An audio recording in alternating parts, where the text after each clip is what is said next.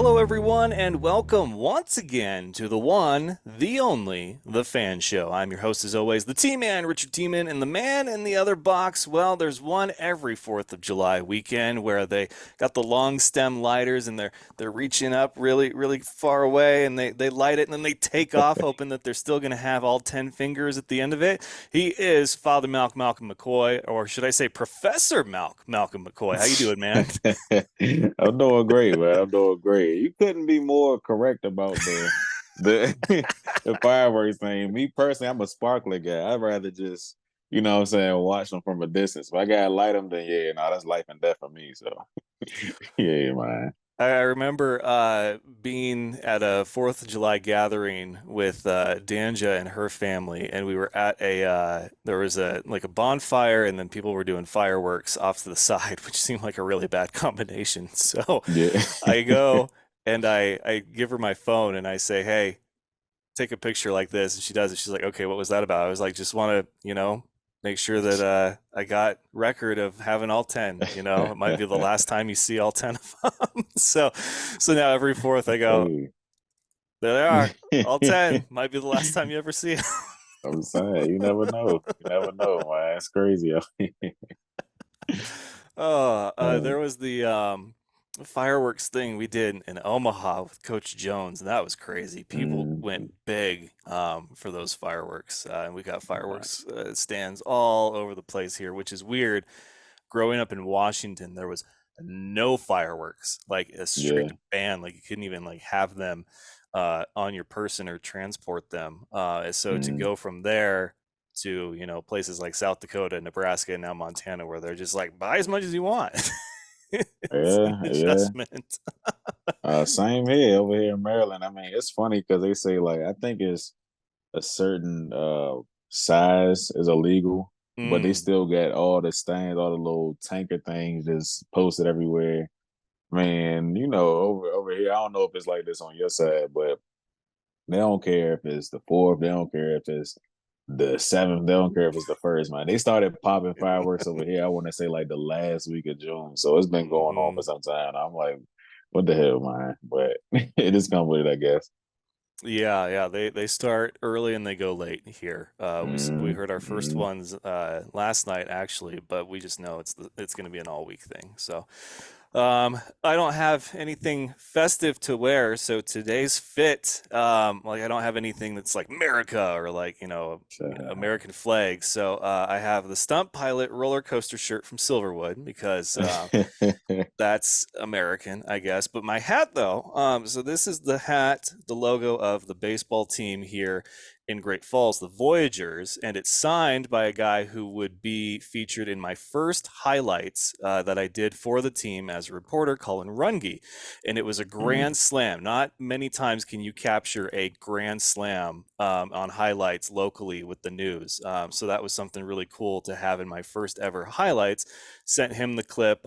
He's got it for his like highlight reel. Well, this week he now plays in Missoula for the Paddleheads, and he's been blowing up social because he just had a walk-off base hit for a huge win for them. So yeah, Colin Runge doing Colin Runge things. Shout out to my guy down in Missoula. So today's fit a little inspired. I mean, there's nothing more American than baseball, and then stunt hey. pilots. I mean, that's America. So America and America. There we go. I Before feel we it. get too far into this episode, we did want to go ahead and address the just absolutely horrible and tragic news that came out of northern Arizona the last 24 hours. Their defensive coordinator, David Moran, suffered a heart attack at the game, was rushed to the hospital, and then unfortunately passed away last night. So we've been following the league all season, gotten to know some NAS players. Just had a NAS player on this last week, and so our Yeah. certainly our hearts, thoughts, and prayers are with the team, his family, just the IFL community as a whole, because this is not news that you ever want to see come across your social media. So Mm, our thoughts are with everybody.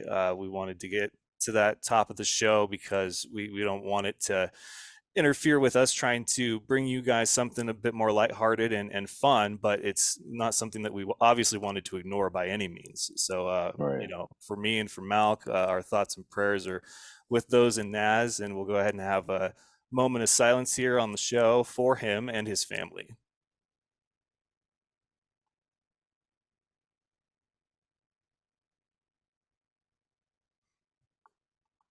All right. So if you guys know anybody in the NAS community or with the Wranglers, send them a shout, give them some love, text somebody, virtual hug, or if you see somebody with the team, give them an actual hug. Because man, you just Mhm. never know. Man, yeah. So moving on though, there was a lot of action in Week 16. There are some playoff spots that have been claimed after a lot of who was going to get it or who was going to get one, and now kind of just the seeding remains. But first, it is a new month, so that means that we get to put something to bed. No good, bad, and funny.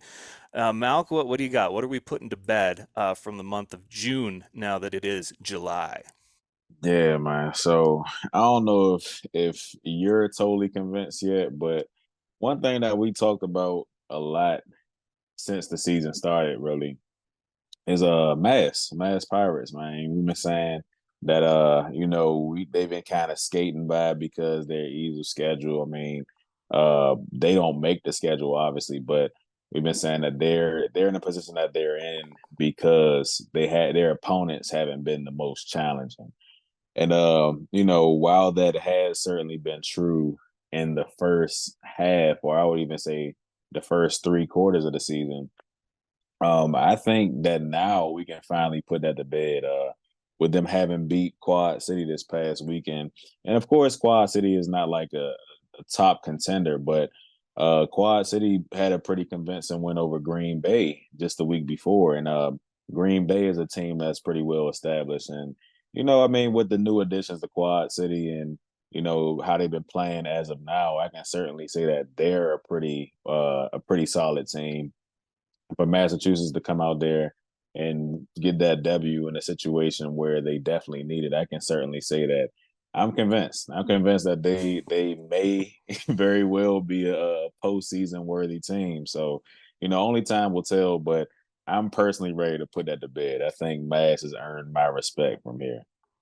Yeah, it is. You play the schedule in front of you. It's the cliche Mhm. or the saying, whatever you want to call it. And we have been a bit critical of Mass, and I don't feel like it's been unwarranted. I mean, we follow the league, Yeah, we follow the teams very closely. We watch the games. We maybe watch them two or three times to see, what yeah, happened in this game.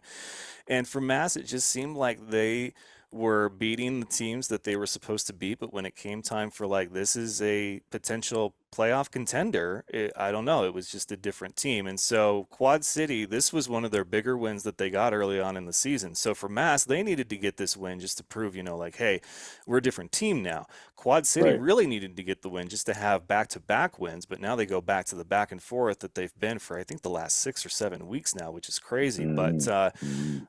as we mentioned last episode, it wasn't anything that really changed anything, the outcome of that game, which we will get to. It was just the potential or the projected number three versus the projected number four for the Eastern Conference. So it wasn't like whoever lost was out and whoever won was Right. in. It was just, could Quad City beat them and potentially move up into the third spot with that tiebreaker? But we'll have to wait and see now. So, it's good for us to put that to bed. For me, mine's a little bit different. I went a comical route here. I'm ready to put our rivalry with the Green Bay social media team to bed. We've tried, man, we have, and we try to keep it fun and lighthearted in all aspects of the show, both with the actual show and then our, banter and behavior on X and Instagram and Facebook. And I want to put it to bed because I almost feel bad because I just know it's some intern who has Yeah. explicit instructions to not interact with anybody that isn't affiliated with the IFL on an official Yeah. capacity. I just know it. And so we've tried. We've called them out a few times. We've tried to make it fun. Uh-huh. Obviously, the teams that will go back and forth with Quad City, even San Diego and the Strike Force. Green Bay is just one that apparently will not. So it's Hey. I'm gonna put it to bed. I'm sorry. it's been fun, but I think we've reached the point where it's like if it hasn't happened by now, it's just not going to. So we can. You know what? I feel like we're that one friend that your parents tell you not to talk to. Like this is this friend is a bad influence, or whatever the case. I mean, we're pretty cool guys, man. But for some reason, we get a bad rap around the not so much the IFL, but other leagues that won't be mentioned. So I mean, Yeah. I understand it. I understand it, but yeah, no, for sure, a good one. Where did you learn that word? Was it the fan show? It was the fan show, wasn't it? Right. Oh, Man. so that was good. And then so that's our put it to bed. Our GoFundMe is live. So, for all of you that participated in Malc's poll on Instagram, this is your time to shine. We're looking for those donations. We have our hotel booked, which Mhm. is, a book now, pay later kind of deal. It's a nice one. It's not too bad. It was Oh the yeah. in between the price points, so it's not like we're splurging. But now's the time to go ahead and cash in on all of those that want to support us. So the link, we keep resharing it. You can find it in our Instagram, in our stories usually, and then it's on Mhm. our X or Twitter page, and then it's of course on the Facebook page. So if you've liked us, you should have seen it by now. And then if you're waiting for payday, perfectly fine. But the link is live and it's receiving donations now. And then the one last thing before we get to the headlines is, man, like the schedule. So kind of segue from our trip to Vegas to this is that we were looking at hotel prices, and the featured or partnered hotel is the M Resort.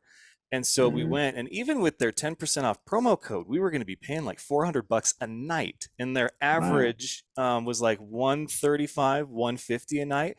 And so I'm like, you got to be kidding me. Like all that for the IFL championship game. Apparently, the Raiders and Cowboys play preseason that weekend as well. So all the hotels, their prices are bumping up as people start to make the appropriate arrangements for that trip. And it just got me thinking, all the memories that I'm starting to see come up in Facebook, especially at the end of June, are from other IFL championship games that I've been to. The season is Mhm. too long, man. 19 weeks is too long, and to start mid to the end of March and go all the way into August is just, it's bad for business because Yeah. August, high school and college football have started and NFL Mhm. with its preseason. And so these players that you have, if they're looking to go to camps for NFL, you're losing star power possibly, and then you're losing fans because I'm sorry, but a fan is probably not going to choose an IFL game over a college game. Like there's just ties there, right? And if their kids are playing in high school, well, now you've just lost like two or three butts in your seats. So it needs to start at the beginning of March. And I thought maybe the issue was a conflict of schedule with these teams that share an arena with a hockey team. But my buddy who works for the soon to be Indianapolis team said that their postseason, like if they go all 7 games into a championship, would end by June. So it's clearly not an issue of like schedule sharing because they have their workarounds. But the Mhm. season just needs to start beginning of March, and it can't be 1 or 2 games. Like it's got to be at least half the league starting week one, and then try to limit the bye weeks because 19 weeks is crazy. Not even the Yeah. NFL does that. And to Mhm. go into August, I just think it's going to hurt more in the long run if you keep the schedule that way. So that was kind of my little rant that I was noticing, but I was prompted because of my hotel search. And I was like, why is this? And I was like, oh God, it's August. The season used to wrap up at the end of June. Championship, I say the weekend after the 4th. So you give Mhm. everybody a week off, go see their families, go light stuff off, and then that next weekend, championship be done. Mid July. Right. There you go. Yeah, no, I certainly can't disagree, and I feel for the guys even more so, like you said, who have been fortunate enough to get that attention from the NFL, even CFL teams like that, that are showing them interest because of what they did in IFL. It's just very. You have to take into account the attrition that comes from season a 19-week season. Um, these guys are playing in order to garner that attention from the NFL and things like that. And if they do are lucky enough to get that call, it's very unlikely that you'll be able to go into camp or these tryouts, whatever the case is, at your best because you've been playing for so long. It's a lot that goes into it, but I couldn't agree more, honestly. Yeah, and I know that for years the IFL boasted that it was a developmental league. It seems like it's kind of gotten away from that with its branding and Hmm. marketing over recent years. But even Right. still, like, okay, for argument's sake, it's a developmental league. It's great that guys get the call up, but when your championship is in August, that's when Mm. the fans, the season ticket holders, and the people that are going to buy tickets to that championship want to see the star players. And if those guys have Yeah, gotten called to NFL camps, like, what do you do in that for point? Like, sure. so that's Mm. that's my whole thing. That's my little rant and soapbox. It's just too long of a season, man. So Mm. No, I moving agree. on, our Week 16 IFL headlines are as follows: Frisco over San Antonio, 58-57. This was an Mm. important game, non-conference, but Frisco obviously needed a win to keep pace with Green Bay, which they did. San Antonio was playing for their postseason lives, and it's unfortunate to hear that they may not make the playoffs. Like, I think this was the one that if they won it, they're still in it, but if they lost, they're Mm. out. I'm not saying I think they're mathematically still in it, but in my mind, they're out. This was a game they needed to win. This thing was a freaking shootout It by was. every sense of the word. So basically, the first half, you had, Frisco is playing clock management. They took up half of the first quarter and then scored. And then Castronova in that high powered offense takes 2 minutes off the clock to answer and score. And then they get a deuce. So now they're ahead, actually. But Yeah. Frisco didn't flinch. I mean, they went back and forth, and by halftime, you were like, this is going to be one of those games where whoever has the ball last is probably going to win this. And so, what's crazy is that there was one turnover, and that was in the fourth, very uncharacteristic Castronova interception. But Mm. they went and they scored. They had the ball back with less than 2 minutes to go, had the 1 minute warning, and then they scored with 18 seconds left. So I feel like Frisco's game plan was, we know that we're not going to stop them, but maybe we can slow them down. And not even in a way of like your defense slowing down Castronova and that offense. I think it was like, if we can keep them off the field for long enough, then we can maybe swing this thing in our favor, because never once in the entire game did Frisco rush to score. Like, it Mm. was tactical, it was very methodical, well thought out. And I'm just watching this, and I'm just like, man, for every like 7 minutes that Frisco takes off the clock, that's like a possession or three less for San Antonio and the Gunslingers, because it was only taking Castronova like 2 minutes to score. Like, it's ridiculous. So the whole game, Frisco has not been like San Antonio, where it's like we can score like that, Mm. on command. But yet, 18 seconds, and they end up scoring a walk-off touchdown with 4 seconds left in the game as time expired. And Mm. so it was just crazy to see Frisco play the game like that for 59 and three-quarter minutes. And then that last 18 seconds, they're like, we need a score. Okay, here we go. So Edwards to Blackman, Cole Blackman. You can see that play, that highlight on the fan shows, Instagram, Facebook, and Twitter pages. But man, a heartbreaker for San Antonio, because it's like, what else can you do? But Frisco played them the way that you would have to play San Antonio and that offense. It's not about, scoring more. It's just about controlling how much they score and then get Mm. the turnover. Great. But man, to have the ball last and to score like that, Frisco really earned a lot of respect for me, as far as like, this is a real deal team that's going to be dangerous come the postseason. Yeah, yeah, I can definitely agree. My high school coach used to say all the time, if you control the ball, you control the game, really. So I mean, that's all it's about, clock management, knowing where you are possession wise and just playing around it. And that's why I love the game of football, especially indoor, because even more so than an outdoor game. It's like a cerebral game. It's a chess match. So you have to plan your drives accordingly. You can't, in certain cases, can't score too fast, or you're giving the opposing team some leeway to get back in the league, or sometimes you have to score super fast so that you're putting your defense or offense in a better position to make a stop or put more points on the board. So, I mean, that game definitely epitomizes that entire idealism. So it was really cool to watch for sure. Yeah, and the two-headed monster that is Rankin and Carter Hmm. for Frisco was ridiculous because they did it on the ground as well, and that's usually Yeah, Edwards doing it by himself, and now there's what, three of them that can do it on the ground. So they that's controlled the line crazy. of scrimmage, they controlled the clock, and then at the end they controlled the ball. So Frisco just did like that's playoff football. That is Yeah. postseason football that they did right there. And shout out Royce C and Ricky Wyatt. I know you've mentioned Ricky before on other Hmm. episodes. Royce C though needs a huge shout out and a lot of credit. He hasn't really been in the conversation very much over the course of the season, but he steps up like in those moments where it's like you need to play. He was the one that Oh. got that interception, and Hmm. he's a really good player. Yeah, a lot of times he's been overshadowed by Charles Williams on that defense. I know he's the veteran and he's normally the go-to playmaker, especially being on that D line. It's not a lot of people who can contain him. But I've been watching Royce. I'm a huge fan of linebacker play, great linebacker play. Me being a linebacker myself, so I've been watching him for sure. And not always, like you said, not always the center of attention, but definitely been playing consistent this entire season. I mean, it's good to see him making plays like that when it matters.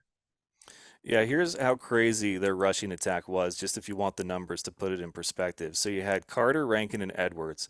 14 attempts, 11 attempts, 17 attempts, 79 yards, 64 yards, 63 yards. Each one had two touchdowns. Like that Come on is now. that is a balanced attack. Like Come on wow. now. And Edwards only had two touchdowns through the air. I mean, that's ridiculous. That is crazy good groundwork by Frisco. Is it? So, Frisco, they've locked up a playoff spot. San Antonio, unfortunately, I think may find themselves on the outside looking in this season, but still, hell of a job by them. Their first year in the IFL.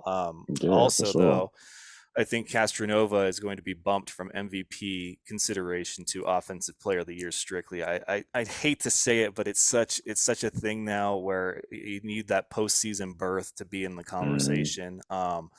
But man, what a season he's had! And it's not even over yet. So that was that game, the big one. I like the game.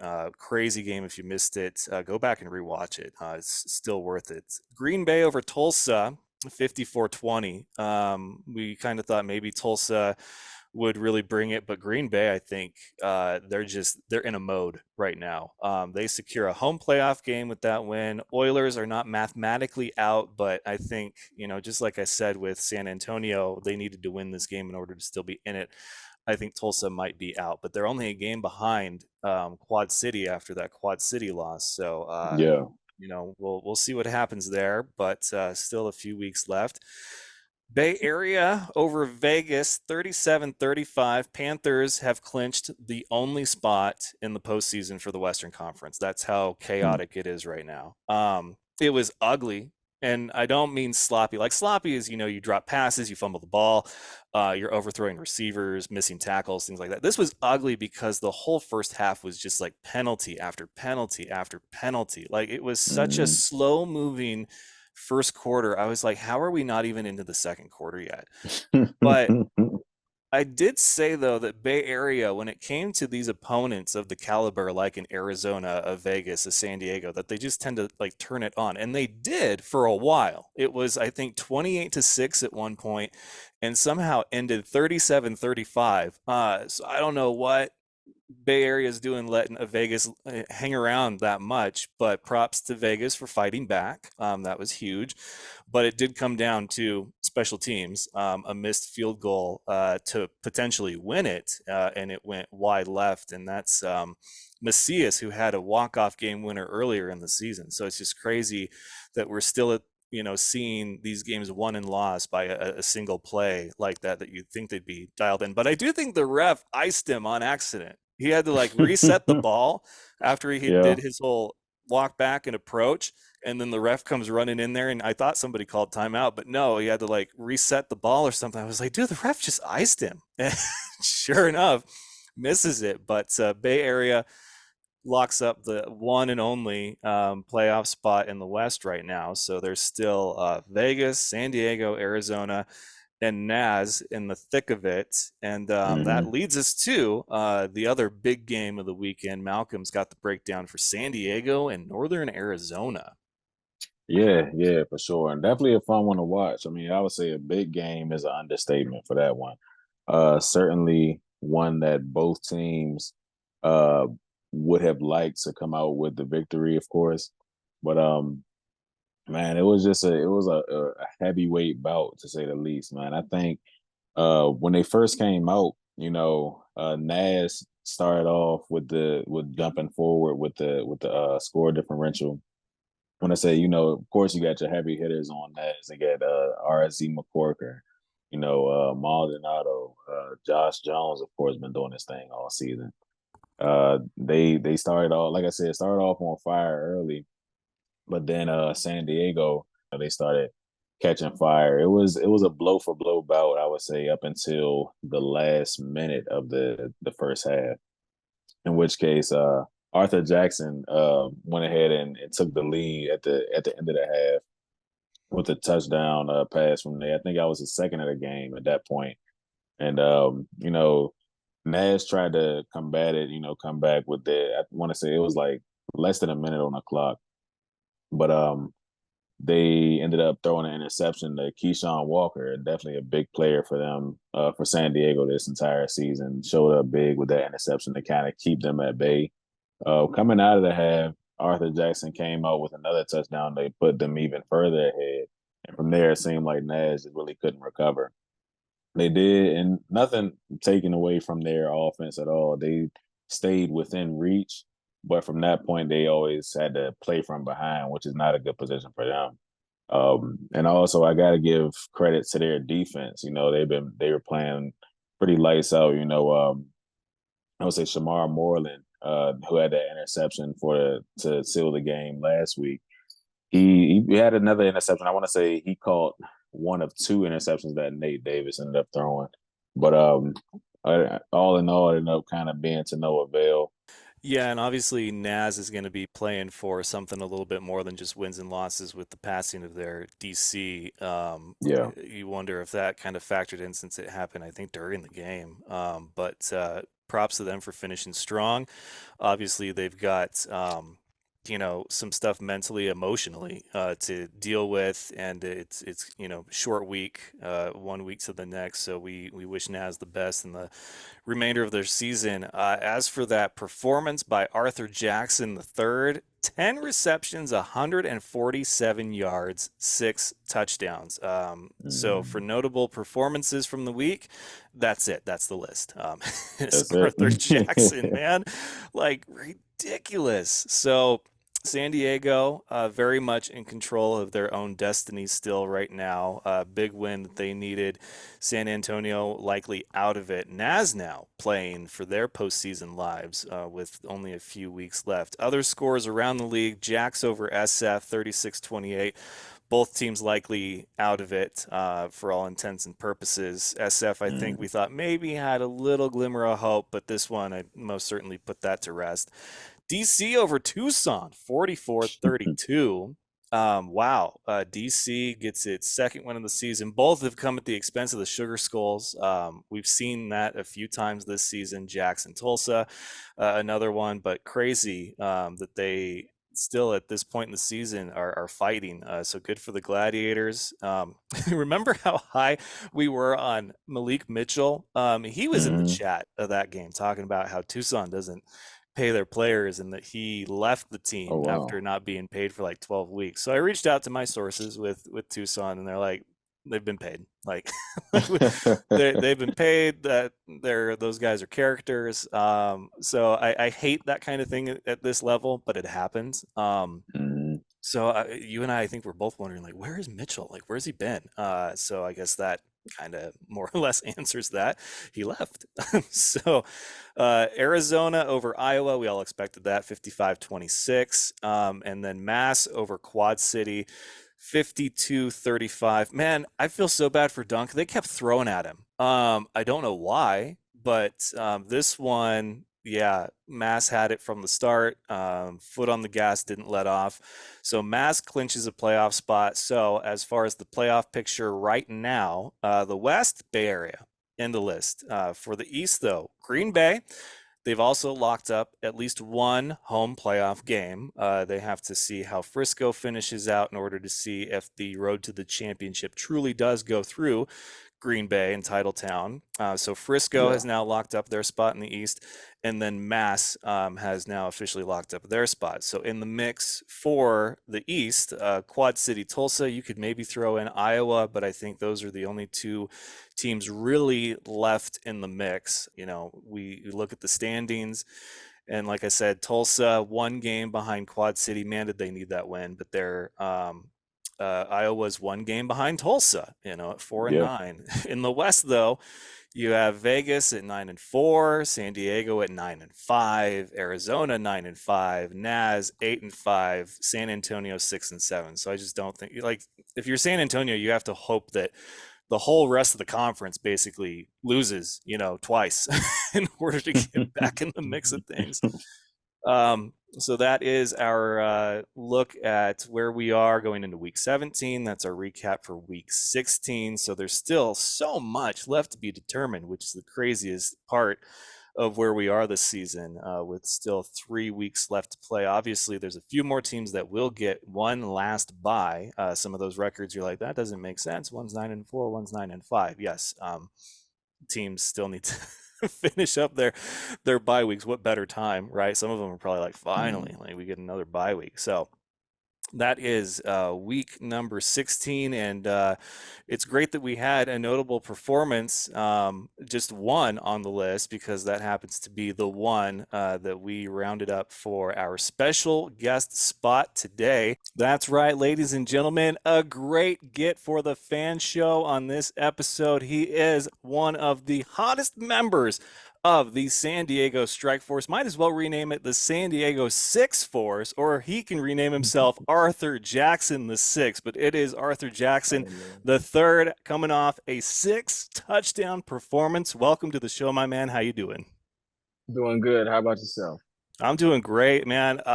6 touchdowns as a wide receiver. That is crazy. You were feeling it. So, you guys obviously getting the win is a huge part of it, which helps you guys It's control the your own biggest part. postseason destiny. And now, you guys are on to another week, but the competition still heated. Overall, how you feeling right now at this point in the season? We're feeling good. I mean, we won three of our last four games. We're catching fire at the right time. Everyone's playing well in unison. I mean, we feel like we're getting ready to take this down the home stretch. Yeah, man. We broke down a few weeks ago the remaining stretch. I think it was like 6 games apiece for you guys. We picked 3 teams from the West, 3 teams from the East: San Diego, Arizona, and San Antonio. And I thought, if San Antonio came out and got 3 wins in a row, that they could probably be the one, because you guys and Malc and I talked about it. It was a gauntlet of a stretch, and you played Bay Yeah. Area not once but twice in that stretch. And I said they got to get at least one, Malc, and he believed in you guys. You guys were his pick to, run the gauntlet and get one of those playoff spots. So I mean, how crazy has it been for you guys, and just trying to keep your calm, collective selves as you go on to the next game on the schedule? Well, we never feel like we're not the best team on the field. We've never Mm. played a game where we felt like we've been beaten. We feel like we've made our own mistakes and they kind of get in our own way. So we feel like as long as we take care of ourselves, there's nobody that can beat us. So we feel Wow, like these games, winning these games is a product of coming together as a team and handling our own business. man, spoken like a true veteran player. Malc, I know that you love that, so I'll let you, take over the next question here for our special guest, Arthur Jackson III. Yeah, man, for sure, for sure. And it's like it's like what he said, just kind of perfectly segues into my question. I want to start off with some questions about the team and kind of narrow it down to you as a player and some of you guys' personnel. First off, I've said to Rich a number of times that it seems that it's barely a drop off from like your first, second, and third team, if you would even call it that. I don't know if you guys consider it like a first, second, and third string, but the skill level just seems to be constant all throughout.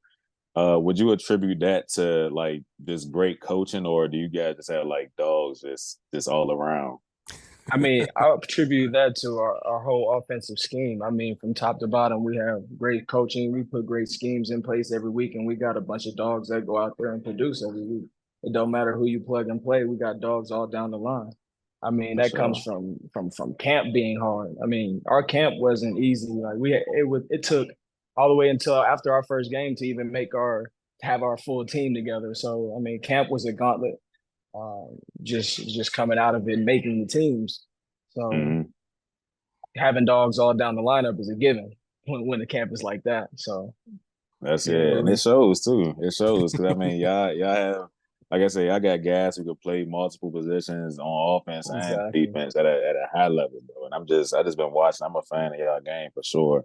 I definitely got to ask you personally. I noticed. I forget how many weeks ago it was or who y'all were playing in particular, but a commentator said something about your route running ability and how you just like have a knack for finding windows and getting open. I think he even said like Mhm. it's kind of unconventional. But I was like, nah, that's a receiver right there. You know, he's not running routes in the coverage. You know, like say you have a slant or a dig or something, you're not running into Mhm. coverage. You're finding windows. You're finding ways to help your quarterback. Do you have somebody who you kind of model your game after, like in the NFL or any league for that matter? So I mean, growing up, I really didn't get with any trainers until I would say junior college. So I would watch guys like Chad Johnson, Larry Fitzgerald, just guys Mm-hmm. that weren't the biggest, strongest, fastest guys, but always seemed to be in the right spot, always seemed to have the ball in their hands, always seemed to be open. And even if they weren't open at the point of attack, just being real strong with the ball, guys like that, like Heinz Ward was a guy uh, Yeah, I like to watch. I loved watching Steve Smith.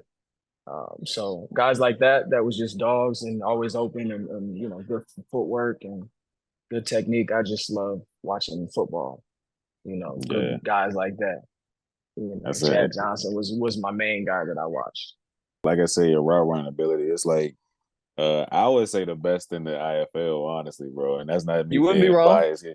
Yeah, You wouldn't be wrong. You wouldn't be no, wrong. man, for You can sure, say for that. You can sure. say that with your chest. That's the right answer. But another thing that was kind of on my mind, your quarterback, of course, Nate Davis. I played I played on the same team as Nate back Yeah. at Duke City. Of course, I was a defensive guy, so I didn't, get as in depth with him as far as like the game plan as you have. But I know he's a very, very detail oriented guy. Like he's Oh yeah. very particular about, how you stem your routes, where you break, like exactly the exact yardage and stuff like that. When exactly did y'all start to click?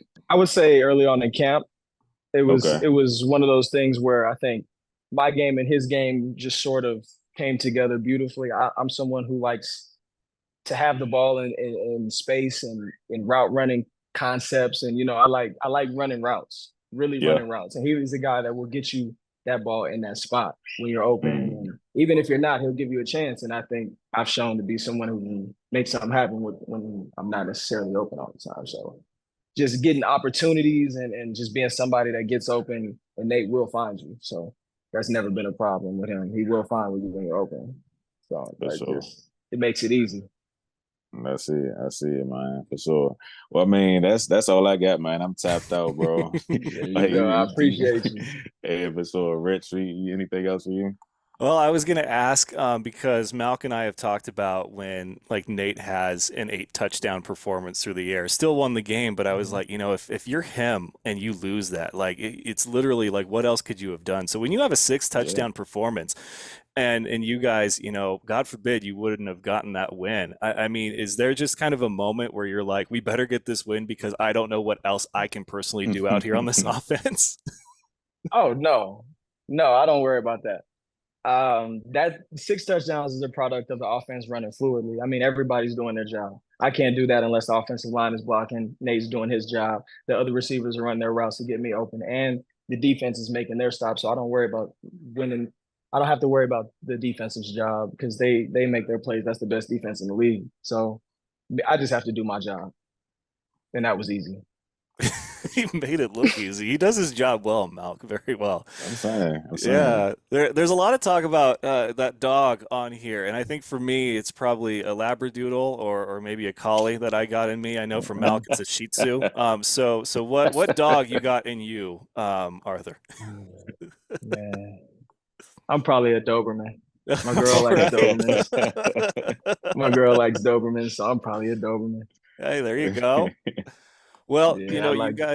you guys, obviously getting big wins here down the stretch when you need to, but man, you are in a literal dog fight in the West. So now you guys set your sights to the next week, and what's coach's message been like to you guys as you've gotten into this, the scenarios and the possible tiebreakers? Like, what's the focus and what's the message? Well, we don't really get into that. We just kind of focus on winning each game. Um, we go into practice the same way, focus on getting our bodies right, practicing good, and studying our opponent and making sure we handle our business. 'Cause like I said earlier, whoever we face in this whichever scenario, however it plans out, they still have to line up and play versus us. So we don't really worry too much about scenarios or other teams. We focus on us. This is probably one of the Absolutely. most entertaining stretches of the last part of the season for any IFL season that I've ever witnessed. So you guys to be a part of that and in the mix Yeah, has been a lot of great. fun. To watch you all season long has been so amazing, so entertaining too. You guys on that offense. Here's a question I'll put out there for you. As a Mm, Niners fan, a lot of people talk about how, well, yeah, Joe Montana was great because he was throwing to Jerry Rice, and then people would be like, well, Jerry mm, was great because he had Joe throwing to him. You're in mm, this offense with Nate Davis, and you're putting up, touchdowns mm. all season long. You just had a 6 touchdown performance. So when it comes to a conversation like that, what's your response? Like, is it something that you guys just have to develop as a rapport between each other, or is it really having a guy like Nate Davis throw to you that's helping you have a phenomenal season? I think having someone like Nate Davis and having his experience always helps. And then having someone like me who's me, it helps as well. And then having a full offensive guys like Jordan Cress, like Lilly, like Rudy Johnson, like those guys make it so easy for us to do our thing. And everybody's doing their thing. I think Jordan Cress is top five in the league. I mean, Rudy, every game he comes in, he takes two or three off the board. I mean, Lilly, you can't stop him on kickoff return. You can't stop him in the slot. So it ain't really too much. I mean, Cox come off the bench, he take care of business, forcing fumbles on kickoff. Like we got a bunch of guys that just take care of a lot of things that make our team go. Malcolm, did that feel like that was kind of a roundabout way of saying like Nate's good, but we all make him look really good? Like it's No, us. nah. Nate don't need no help. Nate don't need no help looking really good. Trust me. But that's why we the best No, offense in the league, though. Oh man, you guys for have sure, been for sure. absolutely so entertaining to watch all season long, and it's going to be a great finish to the season, especially in that Western Conference. So you guys, for the city of San Diego, how's the support been, and what would, postseason berth and a run to the championship mean for you guys and for your fans all season? I think the city of San Diego will rally behind us. I mean, we're the only football team in the city. Sad to see the Chargers leave for them, but I think if they show up and show out the way they've been all season, we're gonna have Pachanga rocking come Mm. playoff time. Thank you so much for your time, and we wish you the best of luck the rest of the season. Safe travels for your remaining road Thank you. games. But man, strong finish for you guys. Like I said, so much fun to watch. Don't stop now because it's been just awesome. Me and Mal talk about you guys every single week, and we finally got you here to sit with us on a Right. call for the show. So we thank you so much for your time. Man, I appreciate you Sure. guys thinking about me and invite me on the show and good luck to you guys. All right. Well, For he sure, bro. is one of the hottest members of the San Diego Strike Force, or should we say San Diego Six Force, coming off a six touchdown performance. I think we've officially said that 6 times now, so we've met our quota, one Hey, for each there we go. touchdown. He is Arthur Jackson the third, and thank you so much again, man. We'll talk to you later on this season. All right, talk to you soon. All right, and one more big thank you and shout out to Arthur Jackson III for being our special guest on this episode 494 of the Fan Show. The number might not mean a lot, but that guest, man, what a get for the show. We've been trying to get him for like half the season, and we get him Mhm. after a monumental performance on the field. Wow. Yeah, can't say enough about that guy. San Diego is turning it up to 11 on the field. So, that brings us to our pick'em portion, and Malcolm, he is back in the loss column. It was, I'm sure it was nice. It's Uh, rigged, man. It's rigged. I have to know if I can go back to picking Quad City, or if me talking them up too much before picking Mass at the last second still kind of screwed up the balance of the universe. I don't know. We'll see. But Mm-mm-mm-mm. we have pick 'em. I have a very suitable punishment for Mal. It'll be good. And as far as my punishment for like one, he still owes me a workout hype video. The, I to do. I to do. do a t-shirt slash jersey swap with somebody like, okay, you got to work with me here. It will get done. But it was not going to happen Yeah. in a week's time. It just wasn't. So, Hey, you got oh. some grades, man. You got some grades. Like you said, I still owe you one, so I can't be too mad about it. All right, so pick 'em. Week 17. This is the week that I think we're going to see a lot come into focus. A few more teams probably locking up their playoff spots. Seeding, though, will still be up for grabs, but this is going to be that week that we talk about as far as like this is when it all became very clear who was in and who was out. First up, Hmm. no games Friday. All right, so another Super Saturday probably. We have the Massachusetts Pirates, who have just recently locked up their playoff spot, seeding still to be determined, taking on the San Antonio Gunslingers, who, after last week's tragic loss to the Frisco Fighters at home, I don't know. Hmm. They're playing for pride, if they're playing still because mathematically they're in it, and if you win, others lose. I don't know. But yeah, this is one where I feel like San Antonio will win, but Hmm. what does that do for them? I don't know because Mass, we've seen all the teams that have locked up playoff spots kind of have like that next game is kind of like a regress. And Hmm. so I don't think it's going to be any different with Mass, especially San Antonio at home in front of their fans. I think this might be their last home game of the season, so I want to give them a good performance. And they're still, in their mind, they're probably still in it. So why not win? So I'm going to go with the Gunslingers to get it done at home against Mass. I will agree with you on that, Rich. I feel like if I know Coach Manas, like I think I do, he's very stern, but he's an optimist for sure.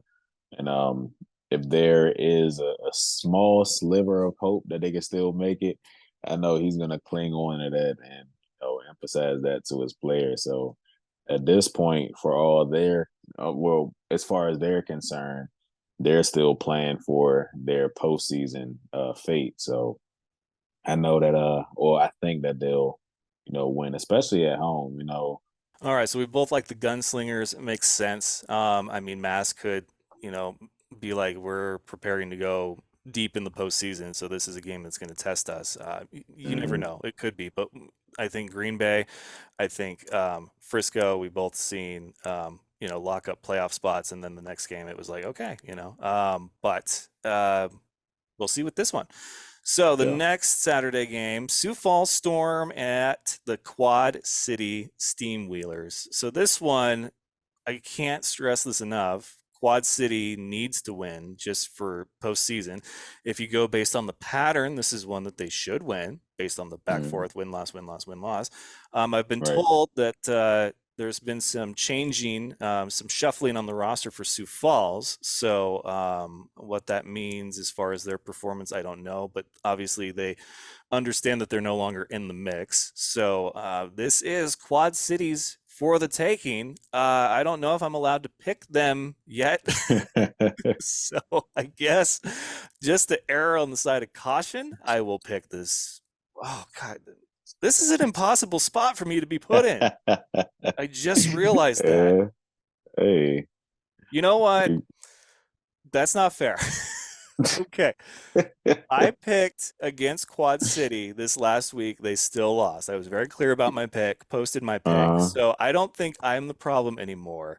I am going to pick Quad City. They can get it as mad at me as they want, but uh, I don't have a choice. I have to pick Quad City in this. It just I cashed in my Sioux Falls pick already. So oh man, I'm hey, sorry, I'm not sorry, Steam Wheelers, but okay, I did my end of things last week and we saw how that turned out. So I feel like whatever curse there was lifted and I can go back to picking who I want to pick. And I oh want to man. pick Quad City. So I'm picking Steam Wheelers. There it is. There it is. The rich curse has been lifted, man.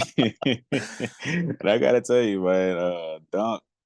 Oh, shout out Malik Duncan. He responded to my story on Instagram when we I posted our picks last week, and he is as close as you guys are. He was upset that you picked against him, and he was like, "Yeah, man, I'm gonna take it home for you, bro. I'm gonna da da da." I was like, "Yeah, nah, show Rich what's going on." Man. So, nah, I'm gonna definitely agree with you on this one.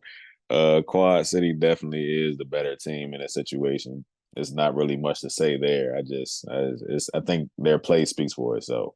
So we're both Mhm. taking Quad City. So the next game, and I realized that I just picked twice in a row first. My bad. So we'll leave it to Mm-mm. Malc to pick this next one first. It's the Jacksonville Sharks on the road against the Iowa Barnstormers. I don't know how you pick this one. I guess it's whoever's logo you like more, maybe.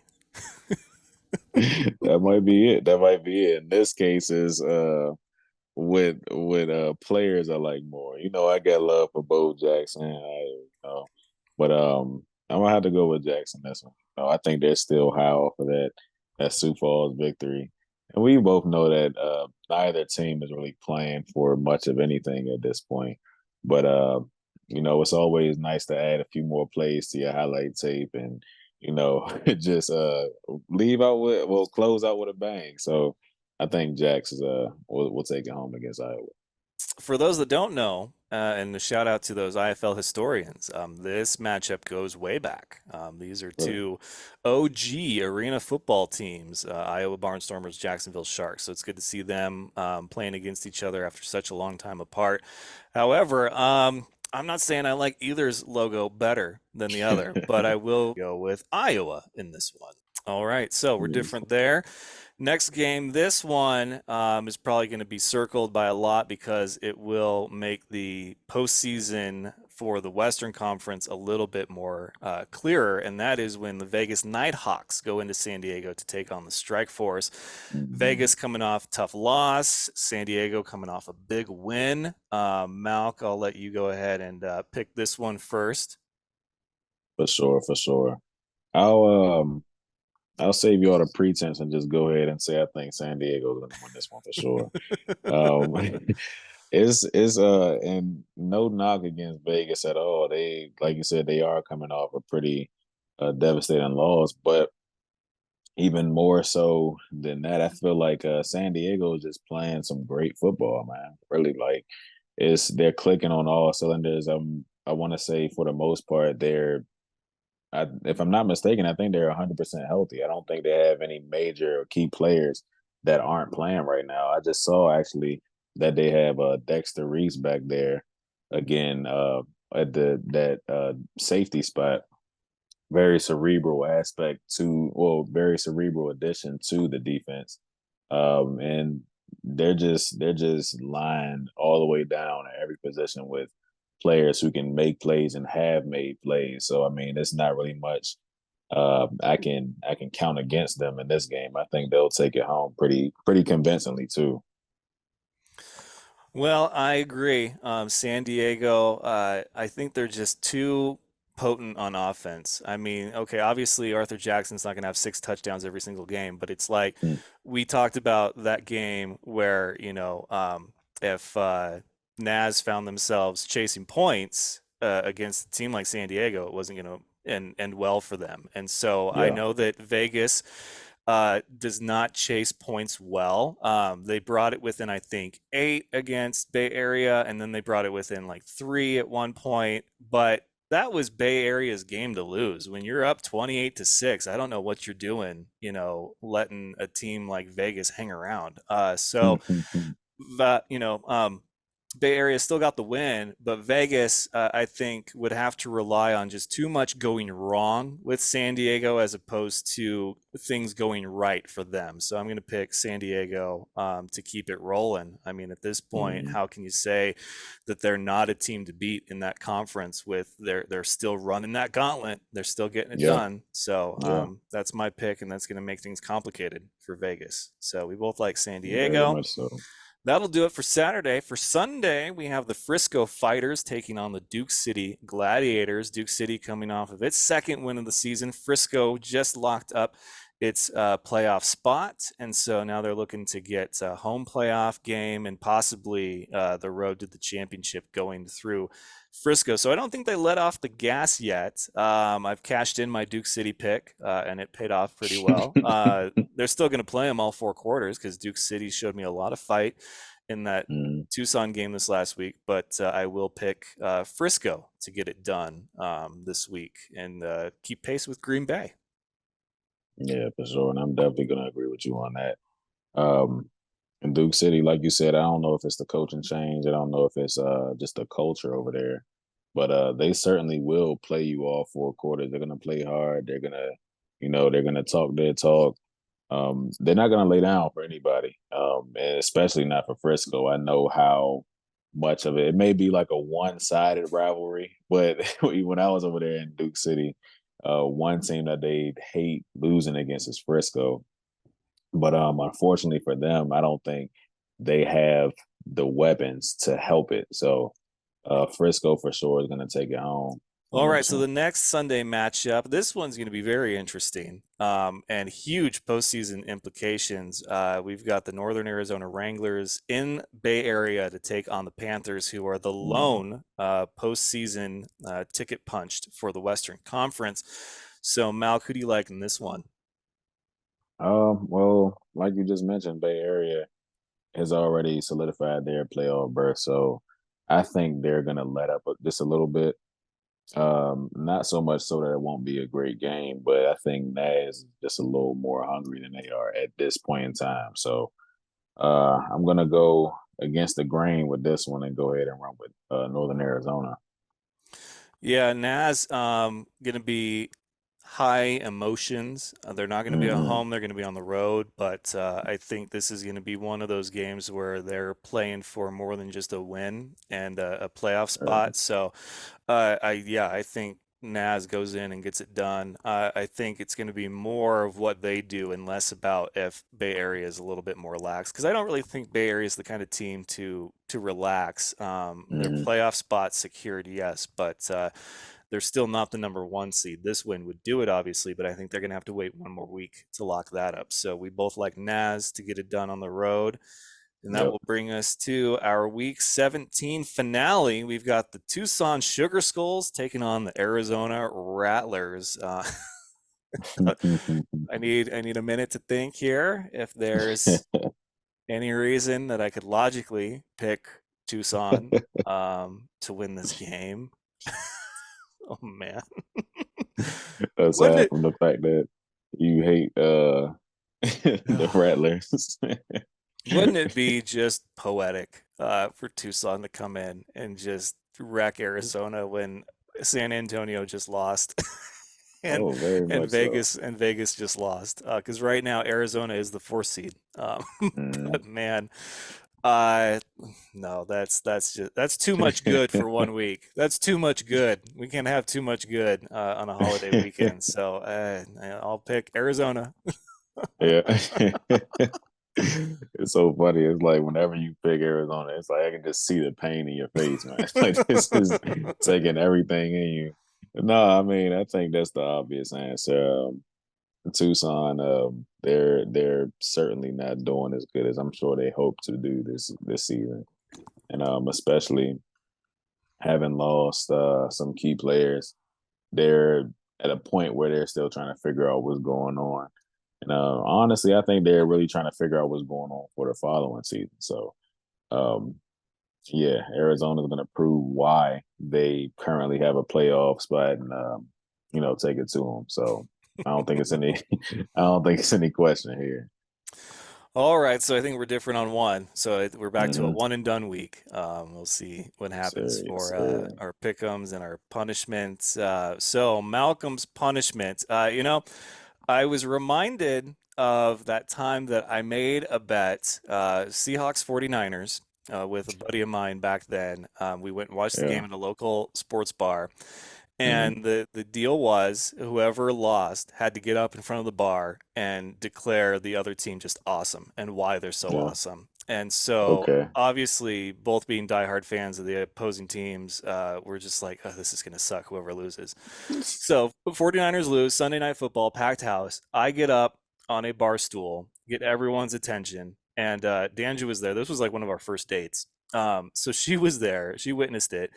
And I declare how awesome the Seahawks are and how much the 49ers are an inferior team and blah, blah, blah, blah, blah.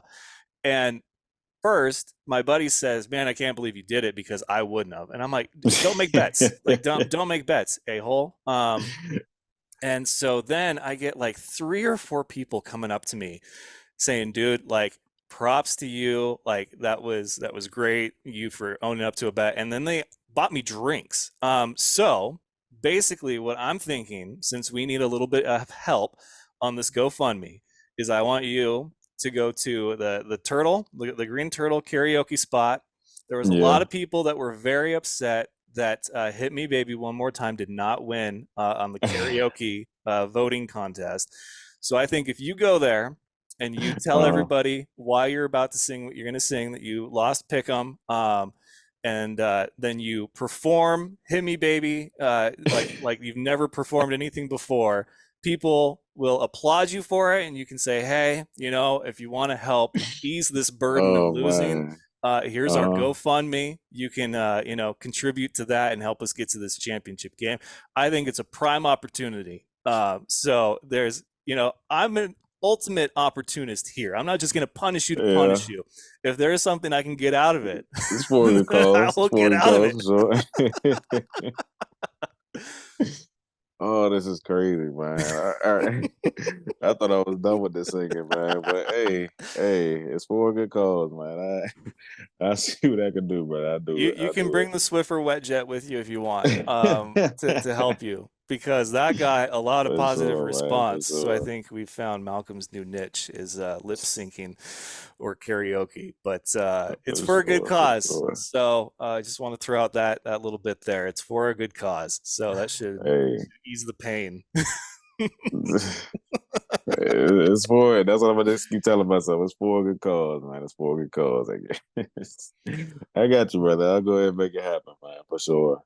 All right, so like I said, like we've posted all week long, we've got a GoFundMe to help us get to the championship game. The costs are broken down in the description. So, for those of you that voted, said that you'd help, this is your time to shine.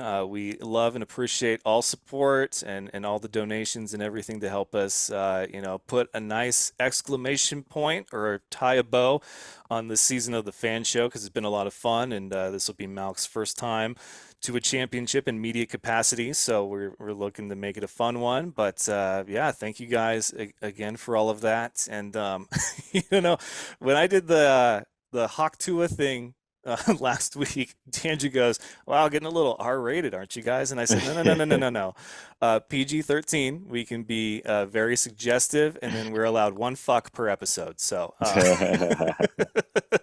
there it is. Oh, so that'll do it for episode 494. Don't forget, you can see us on YouTube. So subscribe to the channel if you're a visual person. You Mhm. can hear us on all major podcast platforms: Apple, Spotify, iHeartRadio, and our home that is Spreaker.com every Wednesday, on Live365.com on Express Radio. And make sure to give us a like and a follow and all of the above on X, Instagram, and Facebook. So for Mhm. Professor Father Malcolm McCoy, I'm the T-Man, Richard Teeman. This has been another fun episode of The Fan Show, and we will see you next time.